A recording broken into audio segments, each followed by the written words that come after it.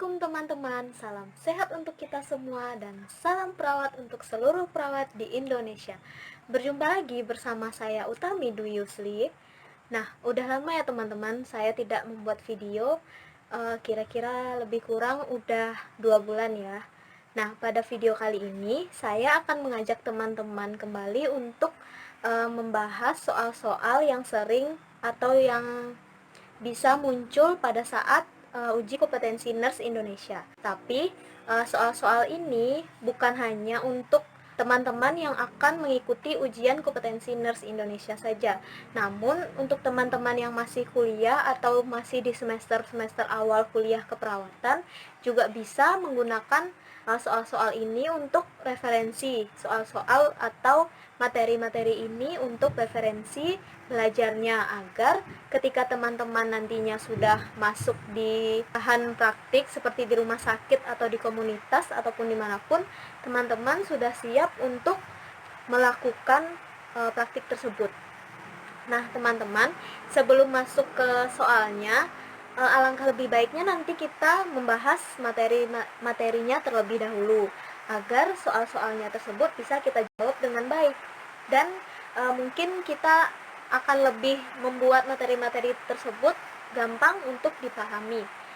Nah, sebelum lanjut menonton video ini, untuk teman-teman yang sedang menonton dan belum subscribe, silahkan di-subscribe channel ini. Kemudian, nantinya teman-teman bisa membagikan video ini kepada teman-teman di luar sana yang membutuhkan, agar tidak hanya teman-teman yang mengetahui tentang soal-soal ini, tapi teman-teman di luar sana juga dapat mengetahuinya. Oke teman-teman, enjoy for watching. Tadi saya sudah mengatakan kalau misalnya sebelum lanjut ke soal-soal yang akan kita bahas bersama nantinya, alangkah lebih baiknya kita memahami materinya terlebih dahulu. Nah, materi yang akan kita pelajari pada kali ini yaitu tentang materi antenatal. Nah, antenatal itu adalah pada saat ibu hamil, seperti itu ya teman-teman. Yang pertama itu mungkin kita nanti akan membahas mengenai status obstetri terlebih dahulu. Pada kasus status obstetri ini, nantinya teman-teman akan menemukan soal mengenai menentukan status obstetri seorang ibu hamil. Nah, entah itu akan ditemukan ketika mengerjakan soal uji kompetensi nurse, atau mengerjakan soal-soal lainnya, ataupun teman-teman akan menemukan kasus langsung. Nantinya akan diberikan simbol atau penanda seperti G sekian, P sekian, atau A sekian. Nah, G ini atau gravidarum yaitu sudah berapa jumlah kehamilan pada si ibu hamil ini. Nah, itu tidak menghitung jumlah kehamilan yang lahir saja, tapi juga termasuk yang pada saat keguguran seperti itu, dan juga dihitung pada kehamilan saat ini. Misalnya sebelumnya sudah 2 kali hamil, kemudian sekarang hamil lagi, berarti dihitungnya sudah 3, G3 seperti itu. Kemudian P. Nah, P ini adalah riwayat persalinannya. Nah, riwayat persalinan ini juga dihitung sudah berapa kali ibu ini menjalani persalinan, dan untuk persalinan yang akan datang itu tidak dihitung. Nah, kemudian persalinan yang dihitung itu yaitu ketika usia gestasinya ini sudah 20 minggu, seperti itu. Kemudian tanpa melihat apakah kondisi bayi yang dilahirkan itu hidup atau mati. Nah, kemudian A atau abortus. Nah, ini adalah berapa kali ibu ini keguguran. Nah, misalnya nih, orang ibu hamil itu sudah keguguran 1 kali. Kemudian hamilnya sebelumnya itu 2 kali, dan pada saat ini hamil dan sudah melakukan persalinan sebanyak 2 kali, kemudian abortus 1 kali. Berarti itu G-nya G3, sementara P-nya itu P2 walaupun ada abortus. Kemudian A-nya itu A1 karena terjadi 1 kali abortus. Nah, materi kedua yang akan kita bahas yaitu mengenai menghitung usia kehamilan. Jadi, menghitung usia kehamilan ini bisa digunakan, salah satu hal yang bisa digunakan yaitu tinggi fundus uterus atau TFU. Nah, menghitung usia kehamilan ini bisa dihitung sudah berapa minggu atau sudah berapa bulan. Nah, untuk rumusnya yang menghitung usia kehamilan dalam bulan, rumusnya yaitu TFU dikali 2/7. Nah, TFU-nya ini dalam sentimeter. Kemudian, untuk yang mengetahui usia kehamilan sudah berapa minggu, digunakan rumus TFU dalam sentimeter dikali 8/7. Nah, kemudian untuk menghitung taksiran persalinan. Untuk menghitung taksiran persalinan itu, saya seringnya menemui atau orang-orang menggunakan rumus Nigel. Gimana sih rumus Nigel ini? Yaitu yang pertama, untuk HPHT atau hari pertama hari terakhir pada bulan dari April hingga Desember, itu rumusnya ditambah 7 dikurang 3 ditambah 1, seperti itu. Kemudian yang kedua yaitu untuk yang HPHT-nya dari bulan Januari hingga Maret. Rumusnya adalah ditambah 7 ditambah 9 ditambah 0.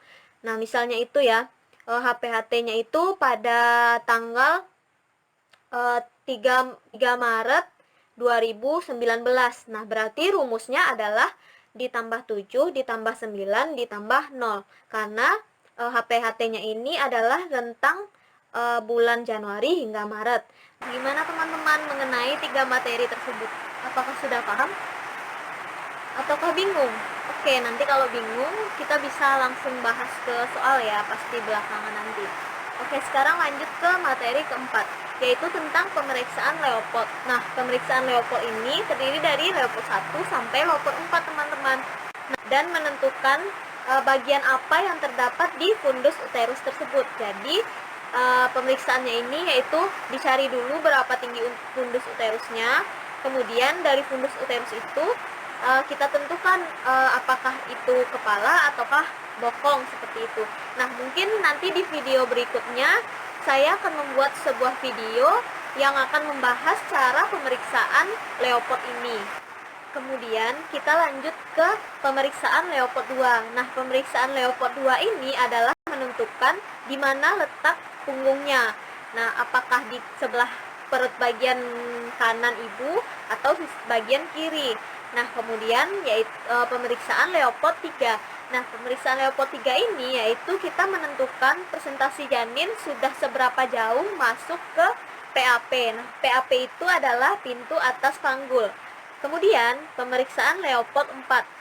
Nah, pemeriksaan Leopold 4 ini kita menentukan seberapa jauh si janin ini masuk ke PAP tersebut. Kemudian materi yang kelima adalah mengenai perubahan sistem tubuh pada ibu hamil.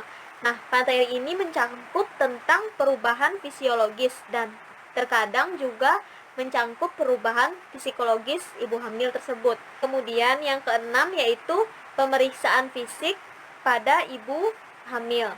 Nah, pemeriksaan fisiknya itu bisa saja keluar bagaimana seharusnya fisik ibu hamil yang normal dan bagaimana yang tidak normalnya, seperti itu. Kemudian materi ketujuh adalah gangguan-gangguan pada masa kehamilan pada ibu hamil tersebut. Nah, yang pertama pada awal kehamilan. Contohnya yaitu adanya plasenta previa, kemudian adanya solusio plasenta atau masalah kehamilan lanjutan lainnya. Nah, kemudian penyakit yang terjadi pada masa kehamilan seperti hiperemesis gravidarum ataupun PEB dan bisa penyakit-penyakit lainnya. Oke teman-teman, segitu dulu materi-materi yang kita bahas sebelum masuk untuk membahas soal. Nah, sebenarnya materi untuk soal UKOM atau materi-materi banyak yang lainnya atau bisa saja muncul yang lainnya, tapi pada saat ini kita bahas untuk area antenatal terlebih dahulu. Kemudian pada video-video berikutnya mungkin saja saya akan membahas materi lanjutan yang mungkin dapat ditemukan pada saat ujian kompetensi nurse nanti, ataupun yang dapat kita temukan pada saat praktik atau sudah menjadi perawat nantinya. Nah, baik teman-teman, langsung saja kita masuk ke soal-soal yang berkaitan dengan materi-materi tadi. Nah, pada soal-soal ini Saya akan memaparkan soal-soal terlebih dahulu. Nanti teman-teman menyiapkan pulpen dan kertas dan mengisi terlebih dahulu. Nanti di belakang atau setelah video soal-soal tersebut akan saya selipkan jawaban dan pembahasannya. Oke, selamat mengerjakan.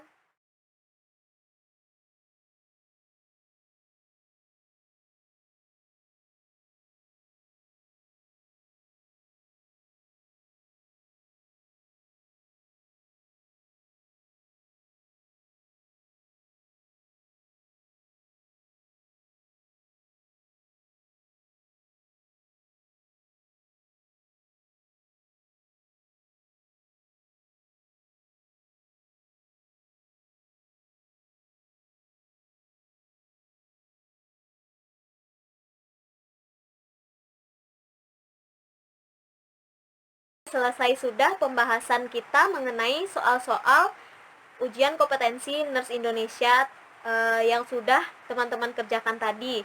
Nah, untuk teman-teman yang mempunyai ide-ide mengenai materi yang ingin kita pelajari bersama, silahkan tulis di kolom komentar. Insya Allah saya akan membuat video atau masukan dari teman-teman.